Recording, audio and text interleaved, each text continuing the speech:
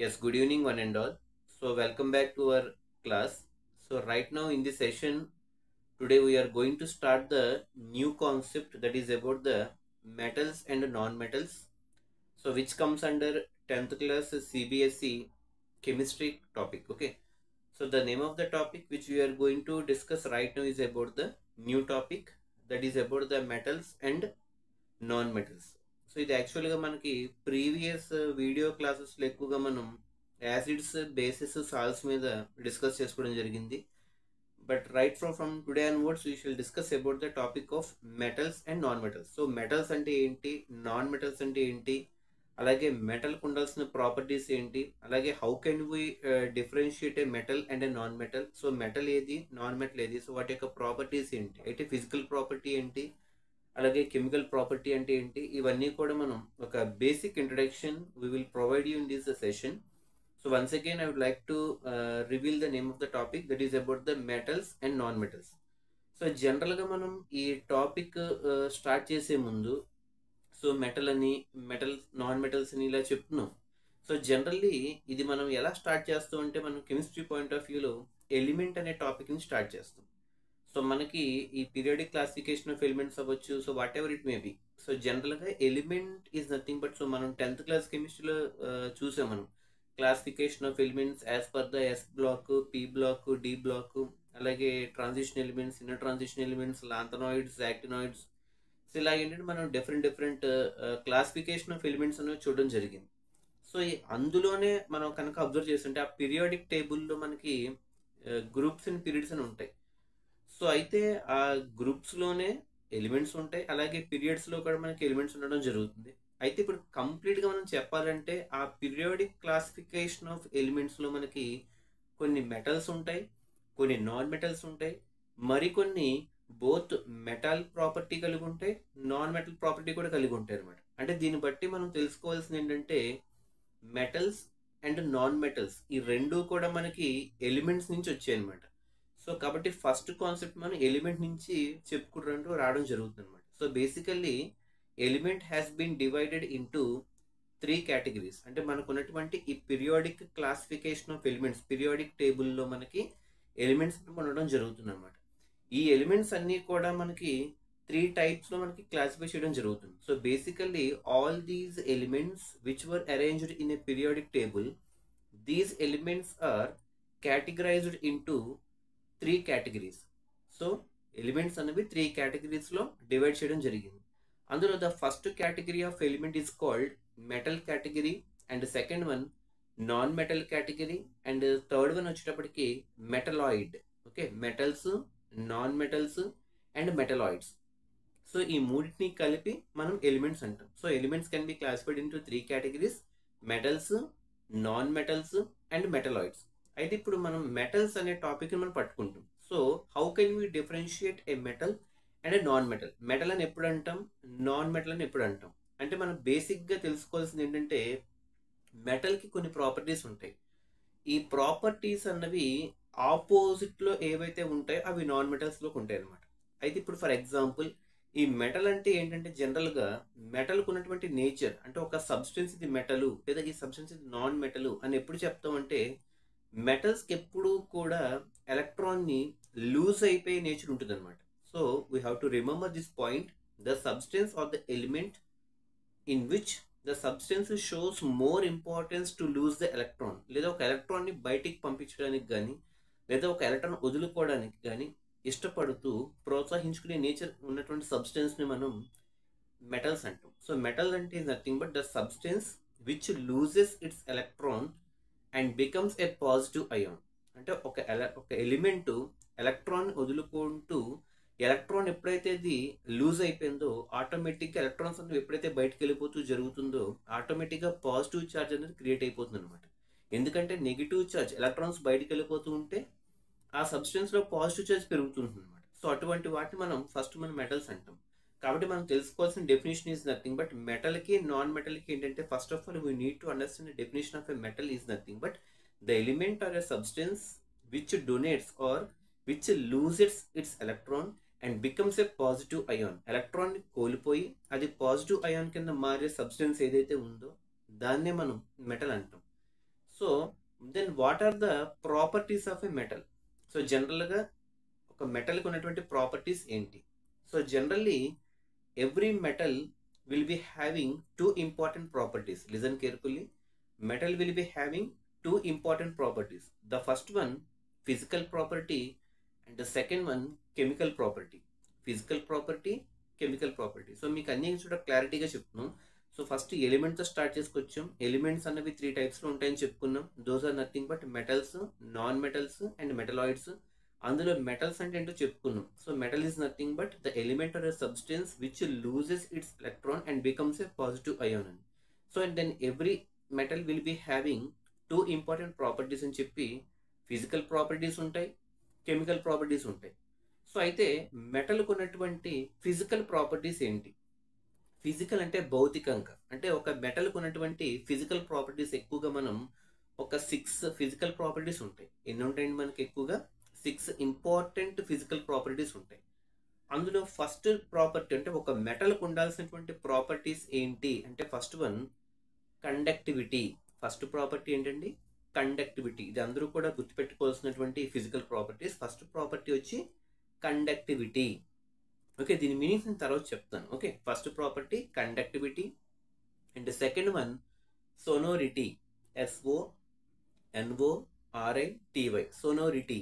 First property conductivity, second property sonority and third one lustrous. LUSTROUS. Lustrous. Okay, conductivity, sonority, lustrous, and fourth one ductility.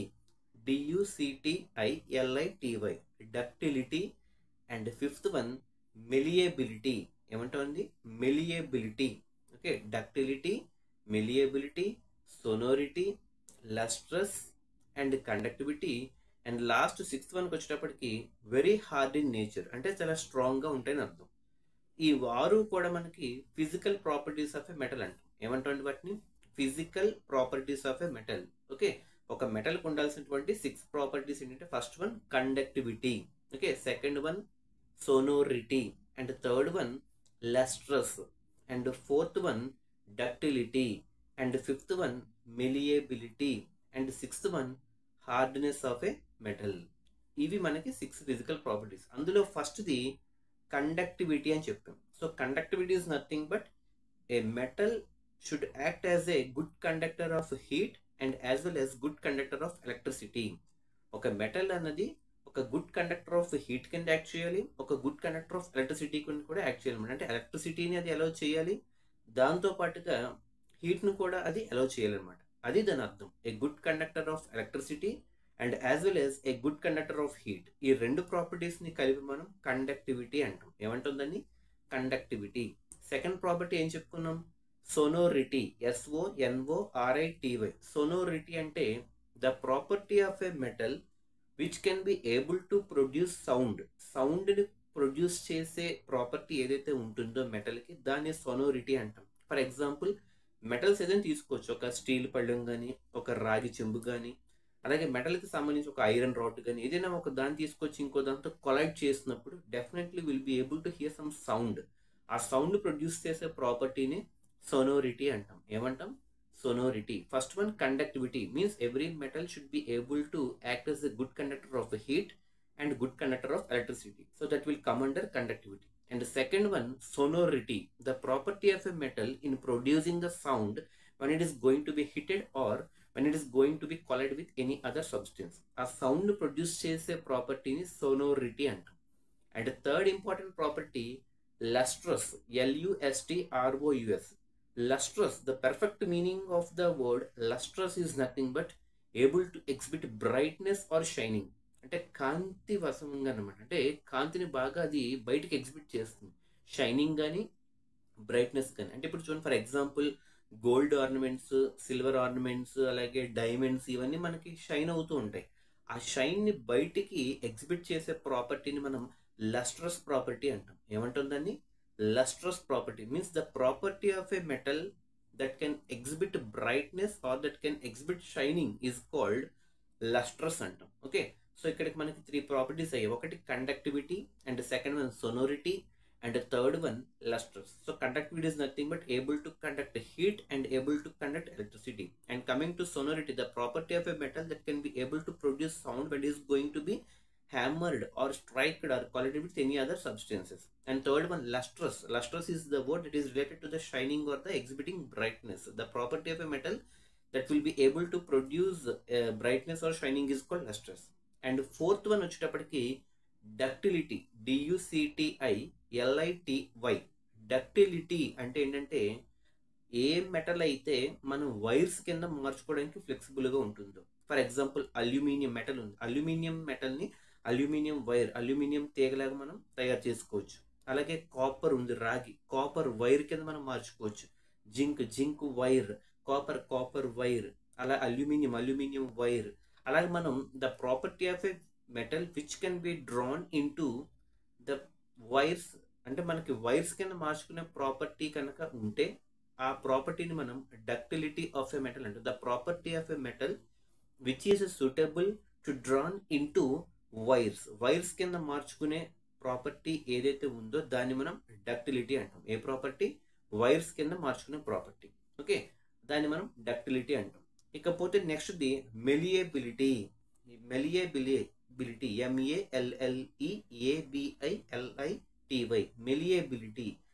Malleability అంటే ఏంటి? MELLEABILYTY. Malleability అంటే ఒక thin sheets కింద మనం మార్చుకోవడం అనమాట. Sheets ఇందాక ఏం చెప్పుకున్నాం, వైర్స్ కింద మార్చుకుంటే అది డక్టిలిటీ.